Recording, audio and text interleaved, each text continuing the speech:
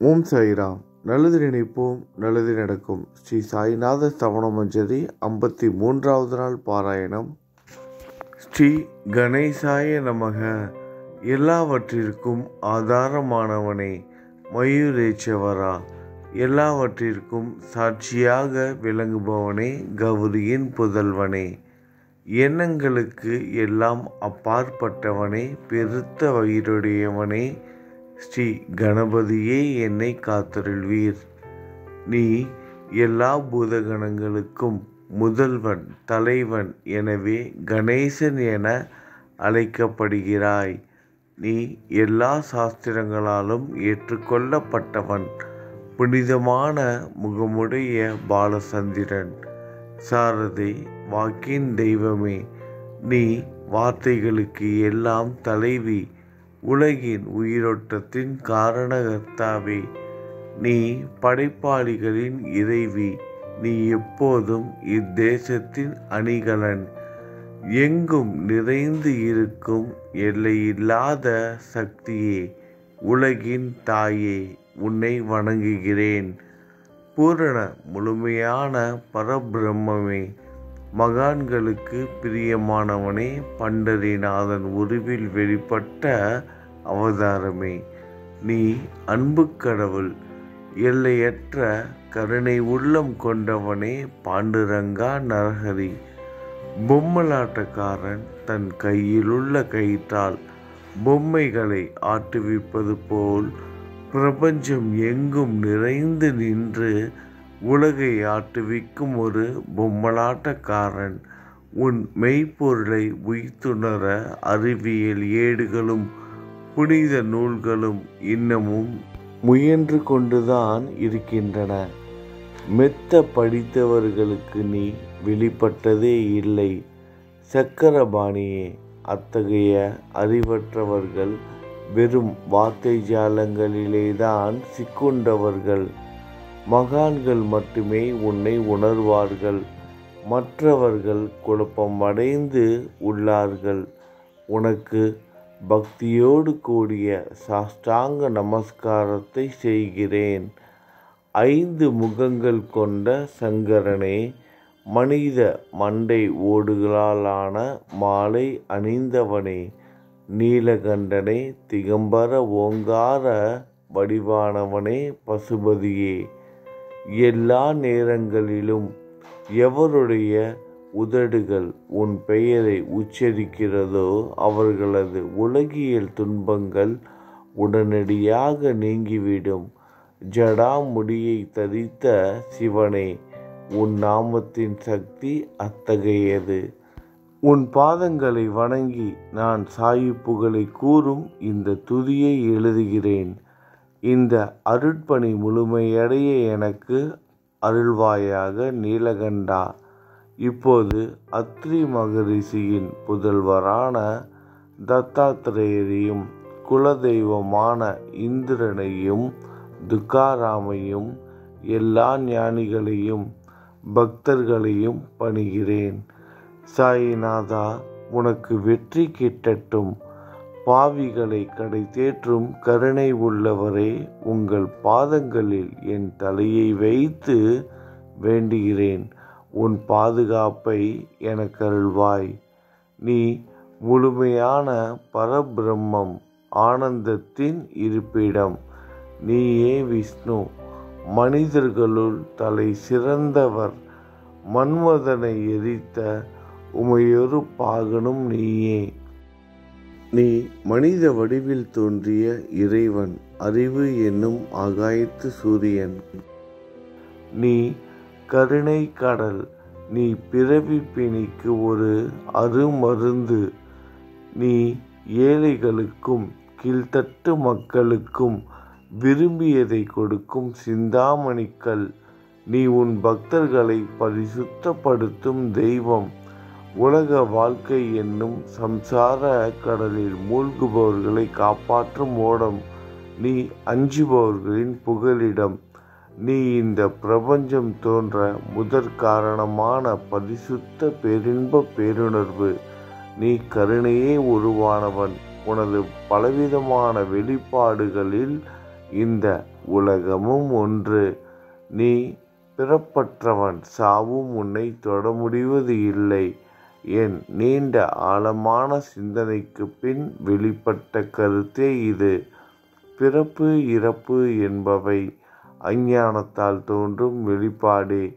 மகாராஜா, நீங்கள் இறப்பும் பிறப்பும் மற்ற சுதந்திர பறவை. தண்ணீர் நீரூற்றாக தோன்றினால் அதன் ஆதாரம் அங்கு இருப்பதாக அர்த்தமா? ஏற்கனவே அங்கு அது நிரம்பி இருந்தது. பூமியின் உள்ளே இருந்தது, ஊற்றாக வெளியே வந்தது, அவ்வளவுதான். மணற்படுகையில் நீர் ஊற்றாக வெளிப்பட்டதும் அது நீரோடை என்ற பெயர் பெற்றது. அதன் சரியான பெயர் ஊற்று. தண்ணீர் இல்லாவிட்டால் அது வெறும் மணற்படுகையே. அந்த மணற்படுகையில் தண்ணீர் ஊற்றாக வெளிவந்தாலும் அல்லது வற்றி போனாலும் தண்ணீருக்கு அதனால் ஒன்றுமாவது இல்லை. ஏனென்றால் தண்ணீர் அந்த மணற்படுகைக்கு எந்தவிதமான முக்கியத்துவமும் கொடுப்பது இல்லை. ஆனால் அறியாமையால் மணற்படுகையோ நீர் நிரம்பி இருந்தால் அது பெருமைப்பட்டு கொள்கிறது. ஆகையால் நீர் வற்றியவுடனே அது மிகவும் மன வருத்தம் அடைகிறது. இந்த மனித உடலும் ஒரு விதத்தில் அந்த மணற்படுகை போன்றதே. புனித பேரின்ப நிலையை அந்த நீரூற்றின் தூய தண்ணீருக்கு ஒப்பிடலாம். இம்மாதிரி எண்ணற்ற மணல் படுகைகள் இருந்தபோதிலும் அவற்றில் உள்ள நீர் பேருணர்வு எனப்படும் சைதன்யம் மட்டும் மாறுபடுவதே இல்லை. கருணை உள்ளவரை, நான் உங்களை ஆதியும் அந்தமும் இல்லாதவன், பிறப்பற்றவர் என கூறுவேன். அறியாமை என்னும் மலையை உடைக்க உதவும் இந்திரனின் கையில் இருக்கும் வஜ்ர ஆயுதம். இதுவரை இந்த பூமியில் எத்தனையோ எண்ணற்ற உயிரினங்கள் தோன்றியுள்ளன. இப்போதும் தோன்றிக் கொண்டுதான் இருக்கின்றன. வருங்காலத்தில் மேலும் எண்ணற்ற உருவங்கள் தோன்றதான் போகின்றன. அந்த ஒவ்வொரு தோற்றத்திற்கும் ஒரு தனி உருவமும் பெயரும் கிடைக்கும். இந்த உயிர்கள் ஒவ்வொன்றும் பெயராலும் தோற்றத்தாலும் மட்டுமே இந்த உலகில் அடையாளம் காட்டப்படுகிறது. ஆகையால் அந்த சுத்த பேருணர்வு நிலையை நீ நான் என்று பிரித்து காட்டுவது சரியல்ல. ஏனென்றால் எது இரண்டாக தோன்ற முடியாதோ அதுவே உண்மையில் பரிசுத்த பேருணர்வு எனப்படும். அது ஒன்றே அனைவரின் உள்ளும் ஆத்மா என்ற பெயரில் உள்ளது. மேலும் உண்மையை சொல்வதானால் அந்த ஒரே ஒரு சுத்த பேரின்ப பேருணர்வு நிலைதான் உலகம் முழுவதும் வியாபித்து இருக்கிறது. அப்படி இருக்கையில் நீ நான் என்ற வேற்றுமைகள் எவ்வாறு இருக்க முடியும்? நீருண்ட மேகத்தில் உள்ள நீரின் தன்மை உலகெங்கிலும் ஒன்றே. ஆனால் அது பூமியை அடைந்ததும் வெவ்வேறு தோற்றங்களை நதி, ஏரி, ஊற்று ஏற்கின்றன. கோதாவரி மணற்படுகையில் விழும் நீர் கோதாவரி நதி என்றழைக்கப்படும். அதே சமயம் கிணறு ஒன்றில் விழும் நீருக்கு அந்த சிறப்பு தகுதி கிடைப்பது இல்லை. கோதாவரி நதி மிகவும் புனிதமானது. நீங்கள் அதில் உள்ள நீரை போன்றவர். நாங்கள் குளம், குட்டை, சகதியில் உள்ள நீர் போன்றவர்கள். நம் இருவருக்கும் இடையே உள்ள வித்தியாசம் இதுதான். எங்கள் வாழ்வின் குறிக்கோளை அடைவதற்கு நாங்கள் உங்களிடம் வர வேண்டும். கூப்பிய கரங்களுடன் சரணடைய வேண்டும். ஏனென்றால் நீங்கள் ஒருவரே புனிதத்தின் உறைவிடம். புனிதமடைந்த கோதாவரி நதி மணற்பரப்பில் மழைநீர் பாயத் தொடங்கும் பொழுது அந்த நீர் புனித தன்மையை அடையும். அதை வெறும் தண்ணீராக மட்டும் கருதினால் அந்த தண்ணீர் தான் எல்லா இடங்களிலும் இருக்கிறதே. கோதாவரி நதி தீரம் முழுவதும் புனிதமாக கருதப்பட்டது. பூமியின் அந்த மணற்பகுதி அதன் புனித தன்மையை நிர்ணயம் செய்கிறது. நீருண்ட மேகத்தினின்று கீழே விழுந்த நீரின் புனித தன்மையை எந்த பூமியின் பகுதி மாற்றவில்லையோ அந்த பகுதியை சாஸ்திரம் அறிந்தவர்கள் கோதாவரி என்று கூறுகிறார்கள். மற்ற பகுதிகளில் விழுந்த நீர் அந்த பகுதியில் உள்ள மண்ணின் குணத்தை ஏற்றுக்கொண்டது, புனித தன்மையை இழந்தது. மேகத்தில் இருந்த பொழுது பரிசுத்தமாக இருந்த நீர் அசுத்தமாகவும் கசப்பாகவும் உப்பாகவும் மாறிவிட்டது. 6 வித உட்பகைகளை அகற்றி காமம், கோபம், பேராசை, வெறுப்பு, அகங்காரம், பொறாமை புனித உடலெடுத்து வந்த குருதேவா தங்களை புனித மகான் என்று அழைப்பதை சால பொருந்தும். ஆகவே நீங்களே புனித கோதாவரி. நீங்கள் புலம் போடப்பட்டதாலேதான் நான் உங்களை புனித கோதாவரியாக உருவகம் செய்கிறேன். இயங்கும் அத்தனை படைப்புகளிலும் நீங்கள் சிறப்புற முதன்மை பெறுகிறீர்கள். பிரம்மா உயிர்களை படைக்க ஆரம்பித்ததிலிருந்தே உலகம் தோன்றியது முதல் கோதாவரி நதி இருக்கிறது. நீர் நிறைந்து பாயும் அந்த நதியில் இன்று வரை தண்ணீர் வற்றியதே இல்லை. ராவணனின் எதிரியான ராமர் கோதாவரி நதியின் கரைக்கு வந்தபோது ஓடிக்கொண்டிருந்த தண்ணீர் இன்று வரை அதே இடத்தில் எப்படி இருக்க முடியும் என்று சற்றே யோசித்து பாருங்கள். கோதாவரி நதியின் மணற்படுகை மட்டும் அதேதான். தண்ணீர் கடலை சென்றடைந்து விட்டது. ஆனால் அந்த கோதாவரி நீர்ப்படுகையுடன் புனிதத்தன்மை மட்டும் என்றுமே மாறாமல் இன்று வரை அப்படியே உள்ளது. ஒவ்வொரு வருடமும் பழைய நீர் வெளியேறி புதிய நீர் அதற்குள் பாய்கிறது. உங்களுக்கு தெரிந்த வாழ்க்கை நீதிதான் அது. ஒரு நூற்றாண்டை ஒரு ஆண்டாக கணக்கிட்டால் அந்த நூற்றாண்டில் தோன்றிய முனிவர்கள் பாயும் நீரை போன்றவர்கள். அவர்களில் மிகப்பெரிய மகான்கள் அந்த நீரில் தோன்றும் அலைகள் போன்றவர்கள். இந்த புனித கோதாவரி நதியில் முந்தைய நூற்றாண்டுகளில் சனாதர், சனதர், சனந்தனர் போன்ற மகான்கள் வெள்ளமாக தோன்றினார்கள். பிறகு நாரதர், தும்ரு, துருவன், பிரகலாதன், மகாபலி சக்கரவர்த்தி, சபரி, அங்கதன், வாயுகுமாரனான அனுமான், விதுரர், கோபர்களும் கோபியர்களும் வெள்ளமாக தோன்றினர். இவ்வாறு இன்று வரை கடந்த நூற்றாண்டுகள் ஒவ்வொன்றிலும் ஒன்றின் பின் ஒன்றாக மகான்களாகிய வெள்ளம் தோன்றியது. சாயிநாதா, இந்த நூற்றாண்டில் புனித கோதாவரி நதியில் சந்தேகத்திற்கு இடமில்லாமல் நீங்கள் வெள்ளமாக பாய்ந்தீர்கள். எனவே உமது தெய்வீகமான பாதங்களை வணங்குகிறேன் மகாராஜா. நான் செய்யும் தவறுகளை உங்கள் கவனத்தில் வைத்து கொள்ள வேண்டாம் என மன்றாடி கேட்டுக்கொள்கிறேன். நான் ஒரு எளியவன், அறியாதவன், தீய குணங்கள் கொண்ட மிகப்பெரிய பாவி. என்னை புறம் தள்ளி விடாதீர்கள், கைவிட்டு விடாதீர்கள். மட்டமான உலோகத்தையும் தங்கமாக மாற்றும் சக்தி கொண்ட ரசவாதக்கல் இரும்பினுடைய இயற்கையான தன்மைகளை பொருட்படுத்துவது இல்லை. கோதாவரி நதி தன்னுள் கலக்கும் சிறு ஓடைகளை திருப்பி அனுப்புவது இல்லை. அநேக தீய குணங்களை என்னுள் கொண்டவன் நான். உங்களது கருணை மிகுந்த பார்வையால் அவற்றை சடுதியில் அழித்து விடுங்கள். இது மட்டும்தான் உங்கள் அடிமையான தாஷ்கனுவின் வேண்டுகோள். ரசவாத கல்லின் தொடர்பு ஏற்பட்டும் இரும்பின் இயற்கை தன்மைகள் அளிக்கப்படாவிட்டால் குருதேவா, அது ரசவாத கல்லின் பெருமைக்கு இழுக்கு அல்லவா? என்னை பாவியாகவே இருக்கும்படி விட்டுவிடாதீர்கள். தங்களை குறைவாக மதிப்பிட்டு கொள்ளாதீர்கள். நீங்கள் ரசவாதக்கல், நான் இரும்பு. எனக்கு ஏற்படும் இழிவுகள் தங்களுக்கு ஏற்படும் இழிவுகள் அல்லவா?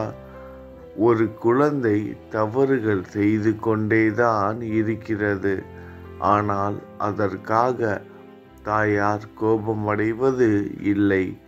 இதை தாங்கள் நினைவில் வைத்து கொண்டு எனக்கு உங்கள் அருள் ஆசிகளை தாருங்கள். சத்குரு சாயிநாதா, நீங்கள் எனது கற்பக விருட்சம், சம்சார கடலை கடக்க உதவும் கப்பல். சந்தேகத்திற்கு இடமின்றி நீங்கள் ஒருவர் மட்டுமே என்னை கடை தேற்ற முடியும். நீங்கள் எனக்கு காமதேனுவாகிய பசு, நீங்கள் சிந்தாமணிக்கல், ஞானவானில் சூரியன் தாங்கள், நீங்கள் நற்பண்புகளின் சுரங்கம், ஸ்வர்க்கத்திற்கு ஏறி செல்ல உதவும் ஏணி நீங்கள், புனித செயல்களின் நிறைகள் நிறைய கொண்டவரே, பரிசுத்தமானவரே, சாந்தி மற்றும் பேரின்பத்தின் மொத்த உருவமே, இரண்டாக இல்லாதவரே, வேறுபாடு இல்லாதவரே, அறிவு கடவுளே, குறைகளற்ற முழுமையான அறிவாக உருவெடுத்தவரே, மனிதர்களில் உன்னதமானவரே, சாந்தி மற்றும் மன்னிப்பதின் உறைவிடமே, பக்தர்களின் அடைக்கலமே, என்னை ஆசீர்வதியுங்கள், என்னை ஆசீர்வதியுங்கள். சத்குரு மச்சீந்திரநாதர் நீயே. சிவன் நெற்றிக்கண்ணை திறந்தவுடன் அந்த அக்னியில் தோன்றிய மகாத்மா ஜாலந்தரும் நீயே. நீங்கள் மகாராஷ்டிராவில் தோன்றி பக்தி மார்க்கத்தை பரப்பிய ஞானிகள் நிவர்த்திநாதர், ஞானேஸ்வரர், கபீர்தாசர், ஷேக் முகமது ஏகநாதர். நீங்கள் போதவா தத்தகுருவின் குரு நீங்களே. பண்டரிநாதரின் அடியவர் சாவதா மாலி. நீங்கள் உண்மையில் ஆஞ்சநேயரின் மறு அவதாரம், ராமபக்தர். நீங்கள் மகாராஷ்டிரா ஞானி பாண்டுரங்கன் மீது அபகங்கள் என்னும் கீர்த்தனை நிறைய இயற்றிய துக்காராம் சாயிநாதா. நீங்கள் முஸ்லிம் ஞானி ராமபக்தர் சகாராம். நீங்கள் தத்தாத்திரேயரின் மறு அவதாரம் மாணிக் பிரபு. உங்களது இன்றைய அவதார தோற்றம் மற்றும் உங்களுடைய எண்ணற்ற தன்மையை புரிந்து கொள்ள உண்மையில் கடினமாக இருக்கிறது. உங்களது ஜாதி குலம் பற்றிய எதையும் நீங்கள் எவருக்கும் வெளிப்படுத்தியது இல்லை. சிலர் உங்களை முஸ்லிம் என்கிறார்கள், சிலர் உங்களை பிராமணர் என்கிறார்கள். கிருஷ்ணரை போன்று எண்ணற்ற தெய்வீக லீலைகளை செய்வது எல்லாம் உங்களுக்கு ஒரு விளையாட்டு. ஸ்ரீ கிருஷ்ண பரமாத்மாவை பார்த்து உய்த்துணர்ந்த மக்கள் பலவிதமான பெயர்களிட்டு அவரை அழைத்தனர். சிலர் அவரை யதுகுலத்தின் அணிகலன் என்றார்கள், சிலர் அவரை மாடுகள் மேய்க்கும் இடையன் என்றனர். யசோதை அவரை பச்சிளம் குழந்தை என்றாள். கிருஷ்ணரின் மாமனாகிய கம்சன் அவரை மகா காலன், உயிரை குடிக்கும் யமன் என்றான். அர்ஜுனன் அவரை எங்கும் நீக்கமற நிறைந்துள்ளவர் என்றான். அவ்வாறே குருநாதா, ஒவ்வொரு மனிதனின் மனநிலைக்கு ஏற்ப, அவரவர் எண்ணங்களுக்கு ஏற்ப உங்களுக்கு பெயர்களை சூட்டினார்கள். மசூதி நீங்கள் வாழும் இருப்பிடம். இந்து மத வழக்கப்படி உங்கள் காதுகள் குத்தப்படவில்லை. பாத்தியா ஓதுவதை பார்த்து நீங்கள் முஸ்லீம் என்று கூறுவது பொருத்தமானதே. கருணாமூர்த்தியே, அதேபோல் நீங்கள் அக்னியை வழிபடுவதை பார்த்து நீங்கள் ஒரு இந்து என்று முடிவு செய்யப்பட்டது. இந்த வெளிப்புற வித்தியாசங்களை வீண் விவாதம் செய்யும் எண்ணம் கொண்டவர்களே விரும்புவார்கள். உண்மையான ஞானத்தில் ஆர்வம் கொண்டவர்கள் இந்த வெளிப்புற வேறுபாடுகளுக்கு முக்கியத்துவம் தரமாட்டார்கள். நீங்கள் பிரம்மத்தின் நிலையில் இருக்கிறீர்கள். ஜாதி குலம் போன்றவை உங்களுக்கு முக்கியமில்லை. நீங்கள் எல்லோருக்கும் மேலான உயர்ந்த குருவாகவும் இந்த பிரபஞ்சத்தை படைத்தவராகவும் இருக்கிறீர்கள். முஸ்லிம் இந்துக்களுக்கு இடையே பகைமை உணர்வு ஏற்பட்டதால் அவர்களுக்கு இடையே இணக்கமான உறவையும் ஒற்றுமையையும் ஏற்படுத்துவதற்காகவே நீங்கள் மசூதியில் அமர்ந்து அக்னி வழிபாட்டை நடத்தி உங்கள் லீலைகளை பக்தர்களுக்கு காட்டினீர்கள். நீங்கள் ஜாதி மதங்களுக்கு அப்பாற்பட்டவர். நீங்கள் பிரம்மமே.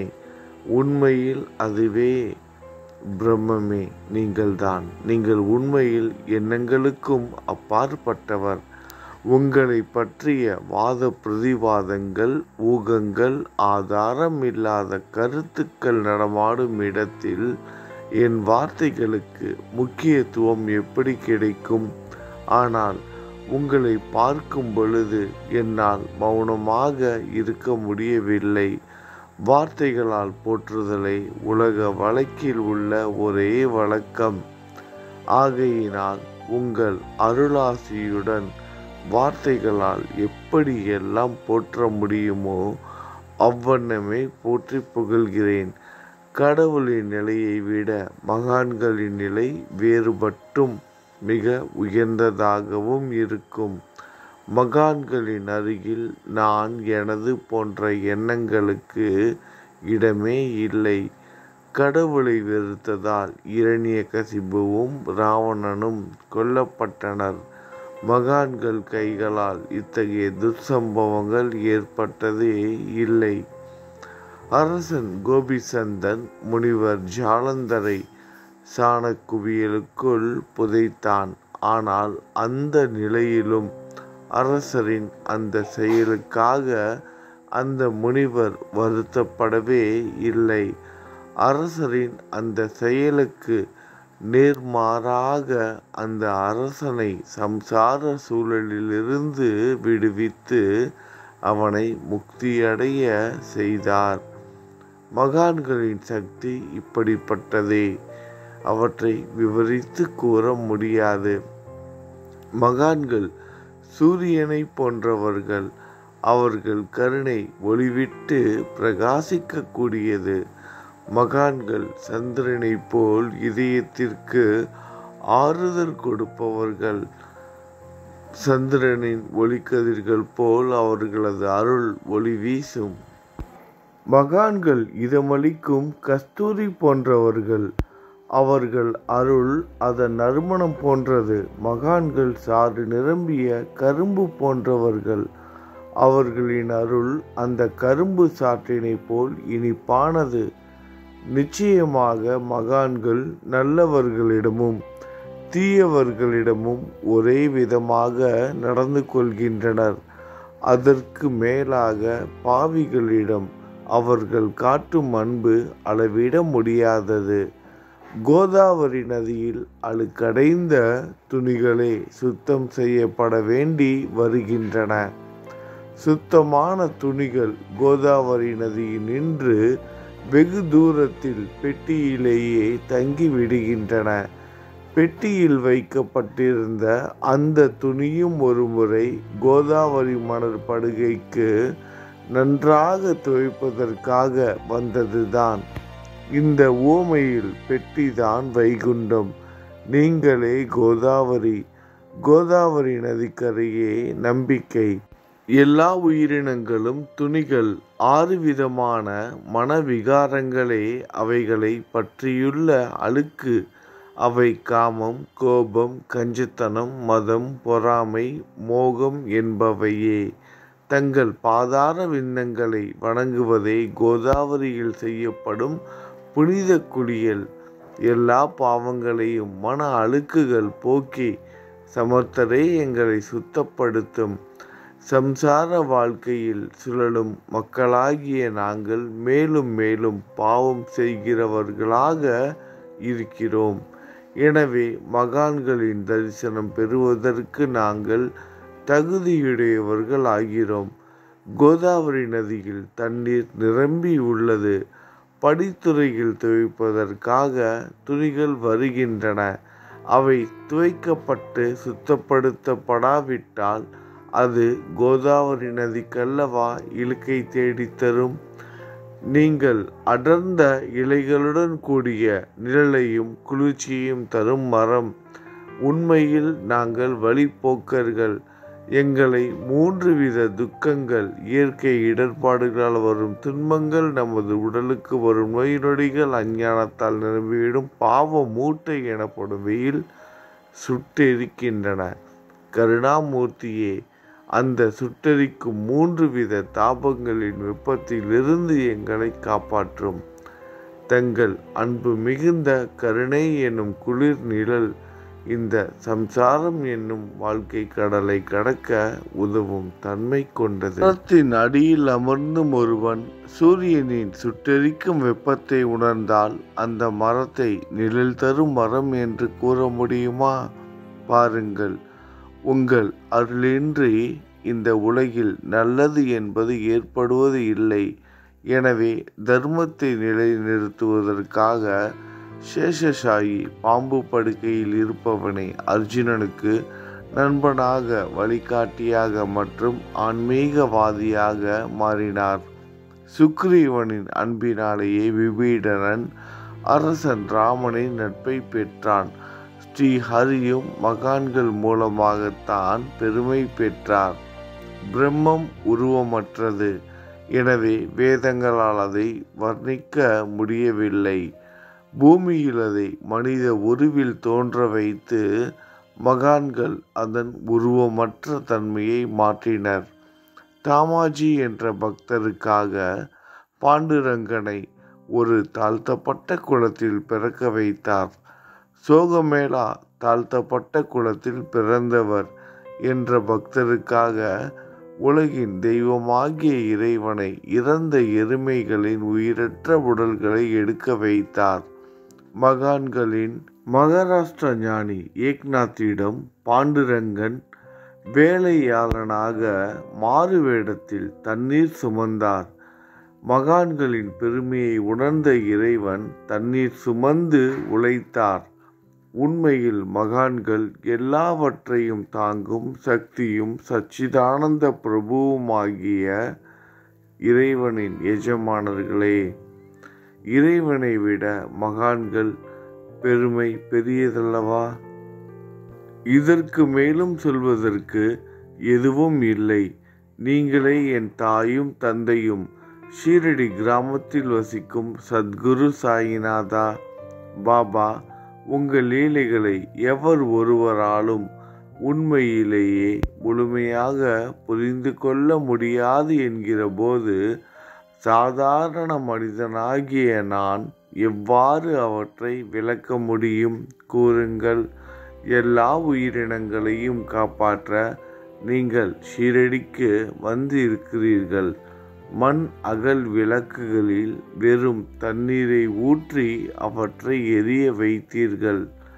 மிக குறுகிய மரப்பலகையை தொங்கும் ஊஞ்சல் படுக்கையாக்கி உங்கள் யோக சக்தியை உங்கள் பக்தர்களுக்கு காட்டினீர்கள்.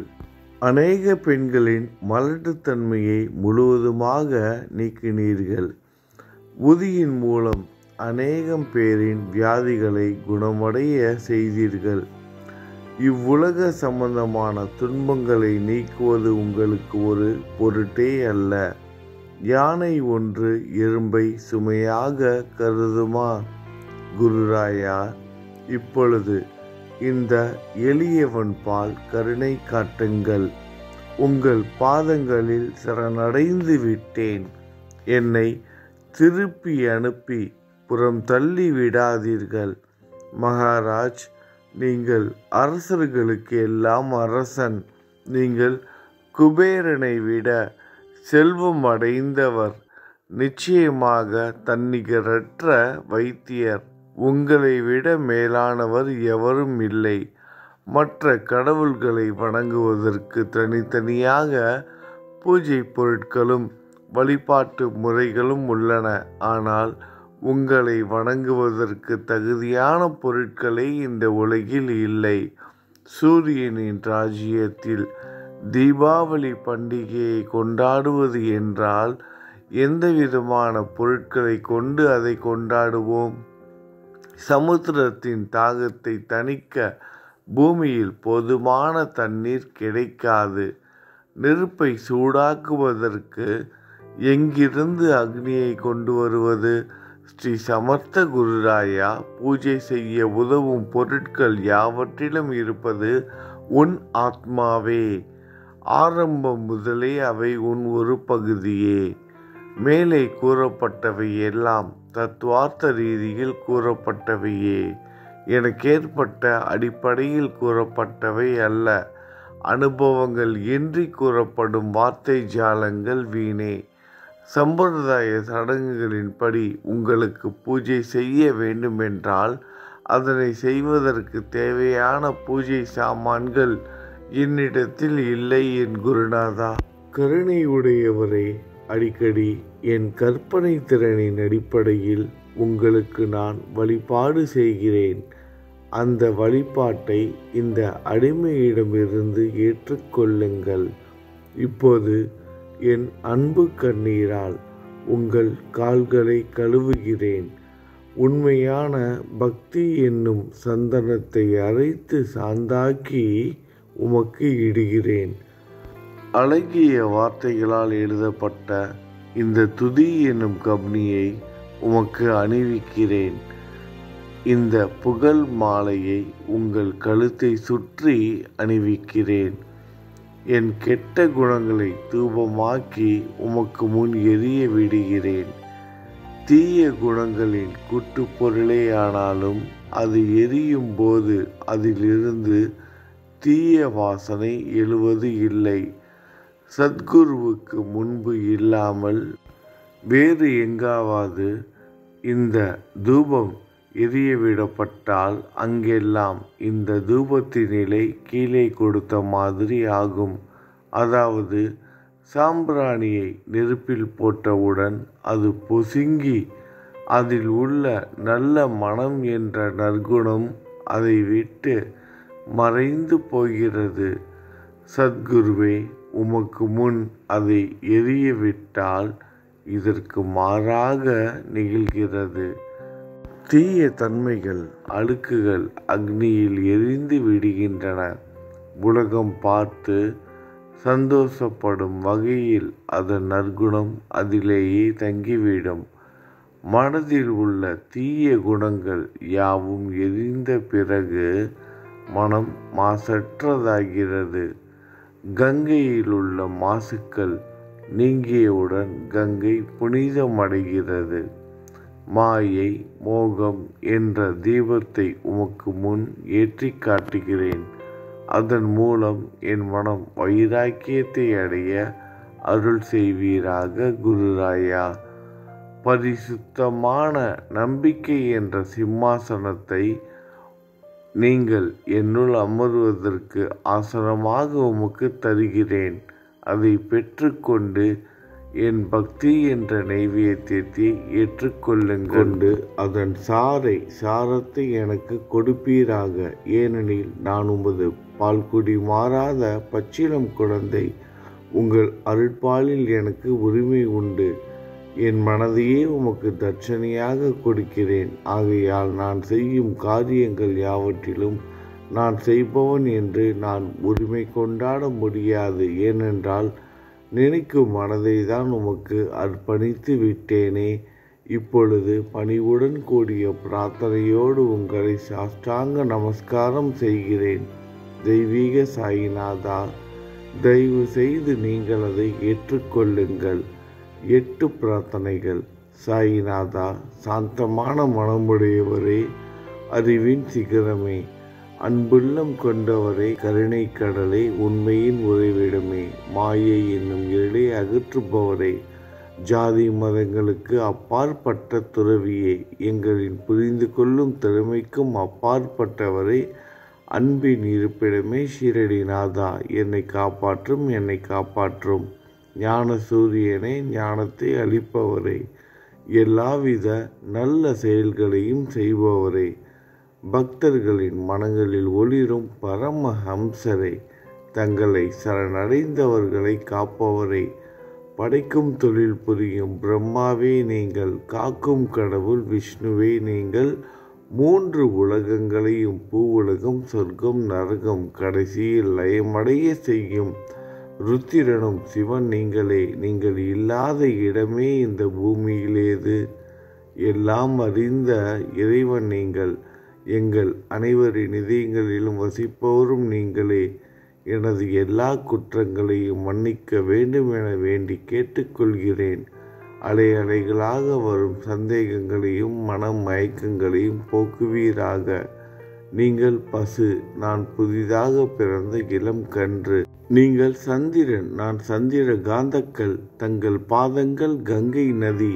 புண்ணியத்தை தருவதால் பணிவுடன் இந்த அடிமை உங்களுக்கு தலை வணங்குகிறேன். உங்கள் கைகளை என் தலை மீது வைத்து ஆசி கூறுங்கள். கவலைகளும் துன்பங்களும் பறந்தோடட்டும். நான் உங்கள் அடிமை. இந்த 8 துதிகளையும் கூறி நான் உங்களை சாஷ்டாங்கமாக நமஸ்கரிக்கிறேன்.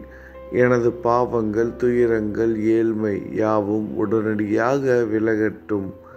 நீங்கள் பசு, நான் இளம் கன்று. நீங்கள் தாய், நான் உங்கள் குழந்தை. என் மீது கடுமை காட்டாதீர்கள். நீங்கள் மேற்கு தொடர்ச்சி மலைப்பகுதி, மலையகிரியில் உள்ள சந்தனம். நான் முள் அடர்ந்த புதர். நீங்கள் புனிதமான கோதாவரி நீர். நானோ பெரும் பாவி.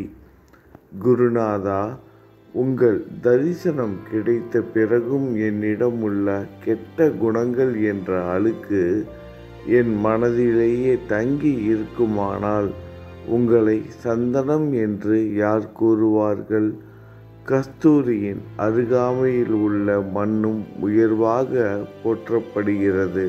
மலரின் தொடர்பினால் தானே அதன் நாரும் தலையில் உயர்ந்த இடத்தை பிடிக்கிறது. மகான்களும் அப்படிப்பட்டவர்களே. அவர்களுடன் தொடர்புடைய எந்த பொருளும் மிகவும் உயர்வாக மதிக்கப்படுகிறது. சிவபெருமான் விபூதி, லங்கோடு, நந்தி ஆகியவற்றை ஏற்றுக்கொண்டதால் 8 திக்குகளிலும் அந்த பொருட்கள் புகழப் பெறுகின்றன. இடையர்களை மகிழ்விப்பதற்காக யமுனை நதிக்கரையில் உள்ள பிருந்தாவனத்தில் உலகிற்கெல்லாம் இறைவன் தகிகாலா உரியடி விளையாட்டு என்ற விளையாட்டை விளையாடினான். அதுவும் அறிவுடையோர் மத்தியில் ஏற்றுக்கொள்ளப்பட்டது. ஆகவே நான் பாவியான போதிலும் உங்கள் சேவையில் ஈடுபட்டு உள்ளேன். குருநாதரை, என் நிலைமையை பற்றி உன் மனதில் எண்ணிப் பாரும். குருநாதா, இந்த லௌகீக உலகிலோ அல்லது ஆன்மீக வழியிலோ எந்த விஷயங்கள் எல்லாம் எனக்கு சந்தோஷத்தை கொடுக்கும் என என் மனம் சந்தேகமில்லாமல் நம்புகிறதோ அவற்றையெல்லாம் நீங்கள் எனக்கு அளித்தருள வேண்டும். உமது கருணையால் இந்த மாதிரி செய்துவிடும். எனது மனதை அடக்கிவிடுங்கள். சமுத்திரங்கள் எல்லாம் தித்திப்பாக மாறினால் பிறகு அவை உப்பு கரிக்குமே என்ற பயம் தோன்றாதே. சமுத்திரத்தை தித்திப்பாக்கும் சக்தி உங்களுக்கு உண்டு. ஆகையால் தான் எனது இந்த வேண்டுகோள். தயவு செய்து இந்த வேண்டுகோளை நிறைவேற்றும். என்னிடம் என்னென்ன குறைகள் உண்டோ அவை அனைத்தும் உங்களுடையதே. ஆத்ம ஞானம் பெற்றவர்களில் முதலிடத்தில் உள்ள உங்களிடம் குறை என்பதே பொருந்தாதே. இப்போது இதற்கு மேலும் நான் ஏன் அதிகம் பேச வேண்டும்? நீங்கள்தான் எனது ஒரே அடைக்கலம். தாயின் இடுப்பில் உள்ள குழந்தை இயல்பாகவே பயமற்று இருக்கும். மகாராஜ், இந்த துதியை எவரவர்கள் அன்புடன் படிக்கிறார்களோ அவர்கள் ஒவ்வொருவரின் ஆசைகளை தயவு செய்து நிறைவேற்றும். இந்த துதியை படிப்பவர்களின் 3 வித தாபங்களையும், இயற்கையின் இடர்பாடுகளில் வரும் துன்பங்கள், நமது உடலுக்கு வரும் நோய் நொடிகள், அஞ்ஞானத்தால் நிரம்பிவிடும் பாவ மூட்டை 1 ஆண்டிற்குள் விலகிவிடும் என்பதே இந்த துதிக்கு உங்களது ஆசியாக என்றென்றும் நிரந்தரமாக இருக்கட்டும். குளித்து முடித்துவிட்டு மனதில் முழுமையான நம்பிக்கையுடன் தொடர்ந்து இந்த துதியை பாராயணம் செய்ய வேண்டும்.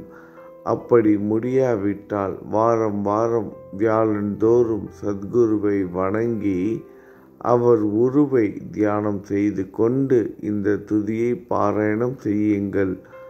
இதுவும் கூட முடியாவிட்டால் மாதம் மாதம் வரும் 2 ஏகாதசி தினங்களில் இந்த துதியை பாராயணம் செய்யுங்கள். இது ஏற்படுத்தும் விளைவுகளை பார்த்து அதிசயப்படுவீர்கள். குருமூர்த்தியான சாயிநாதர் இந்த துதியை பாராயணம் செய்பவர்களுக்கு இவ்வுலகியல் ஆசைகளை முழுமையாக உடனடியாக நிறைவேற்றுவார். இந்த துதியை திரும்ப திரும்ப பாராயணம் செய்வதால் முட்டாள்கள் கூர்மையான புத்தியை அடைவார்கள். யாருடைய வாழ்நாளாவது குறைவானதாக இருப்பின் இந்த துதியை அவர்கள் படிப்பதால் 100 ஆண்டு காலம் வாழ்வார்கள். இந்த துதியை தொடர்ந்து பாராயணம் செய்து வந்தால் செல்வம் குறைவாக இருந்தால், ஏழையாக இருந்தால் செல்வத்தின் அதிபதி குபேரன் அவர்கள் வீட்டிற்கு வந்து தங்கி அவர்களுக்கு ஏவல் புரிவான். இது சத்தியம், இது சத்தியம், இது சத்தியம் என 3 முறை கூறுகிறேன். குழந்தை செல்வம் இல்லாதவர்கள் இந்த துதியை தொடர்ந்து படித்து வந்தால் குழந்தை செல்வம் பெறுவர். இந்த துதியை படிப்பவர்களின் வியாதிகள் எல்லா பக்கங்களிலும் பறந்தோடிவிடும். வியாதியினின்று குணம் கிடைக்கும். இந்த துதியை திரும்ப திரும்ப படித்தால் பயம் மற்றும் கவலை மறைந்து போகும். மதிப்பும் மரியாதையும் கிடைக்கும். அழிவற்ற பிரம்மத்தை உணர்வார்கள். பிரம்ம ஞானம் கிட்டும். அறிவுடையோரே, இந்த துதியின் மீது உங்கள் இதயங்களில் முழுமையான நம்பிக்கை வையுங்கள். சந்தேகங்கள், நம்பிக்கையின்மை, தவறான எண்ணங்கள் ஆகியவற்றிற்கு கொஞ்சம் கூட மனதில் இடம் கொடுக்காதீர்கள். ஷீரடிக்கு புனித பயணம் மேற்கொள்ளுங்கள். பாபாவின் தாமரை பாதங்களை மனதில் நிறுத்துங்கள். அவர் அனாதைகளின் உறவினர். பக்தர்களின் விருப்பங்களை நிறைவேற்றும் கற்பகத்தரு. பாபாவால் உணர்வூட்டப்பட்டு இந்த துதியை நான் இயற்றினேன். இல்லாவிட்டால் எந்த விதமான முக்கியத்துவமும் இல்லாத என்னால் இந்த துதியை எவ்வாறு எழுத முடியும்? சக ஆண்டு 1840, ஆங்கிலம் ஆண்டு 1918. புரட்டாசி மாதம் வளர்பிறையில் விநாயகர் சதுர்த்தி அன்று திங்கட்கிழமை 2வது யாமத்தில் சூரிய உதயத்திற்கு முன் இந்த பாமாலை நிறைவு செய்யப்பட்டது. புனிதம் வாய்ந்த நர்மதா நதி கரையில் இந்தூருக்கு அருகில் உள்ள ஊரான மகேஸ்வர சேஸ்திரத்தில் ஸ்ரீ அகல்யா தேவியின் சந்நிதியில் ஸ்ரீ சாய்நாதரை போற்றி பாடும் இந்த ஸ்தவன மஞ்சரி நிறைவடைந்தது. மகேஸ்வரம் என்ற புனித தலத்தில் இந்த துதி நிறைவடைந்தது. ஸ்ரீ சாய்நாதர் என் மனதிற்குள் புகுந்து இந்த துதியின் ஒவ்வொரு வார்த்தையையும் என்னை கூற வைத்தார். எனது சீடன் தாமோதரன் இதை நான் கூற கூற எழுதினான். தாஸ்கனுவாகிய நான் எல்லா ஞானிகள் மற்றும் துறவிகளின் வேலையால் எங்கும் மங்களம் பொங்கட்டும். ஸ்ரீ சாய்நாதரை போற்றி பணிவுடன் எழுதப்பட்ட இந்த ஸ்ரீ சாய்நாத சவண மஞ்சரி என்ற துதி பாராயணம் செய்பவர்கள் சம்சார கடலை கடக்க உதவட்டும். இது ஸ்ரீ பாண்டுரங்கனுக்கு தாஸ்கனுவின் நம்பிக்கை மற்றும் பணிவோடும் கூடிய பிரார்த்தனை. நல்லது நினைப்போம், நல்லது நடக்கும். ஓம் சாய்ராம்.